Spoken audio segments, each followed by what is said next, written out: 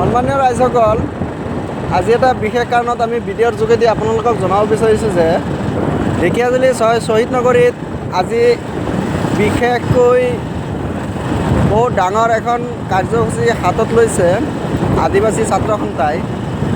সেয়েহে মই ভাবোঁ আপোনালোকে সকলোৱে আহি এই কাৰ্যসূচীত সহযোগ কৰিব বুলি আশা ৰাখিছোঁ। লগতে এই কাৰ্যসূচীটো সাফল্যমণ্ডিত কৰিবৰ কাৰণে আপোনালোকক বিনম্ৰতাৰে অনুৰোধ জনালোঁ।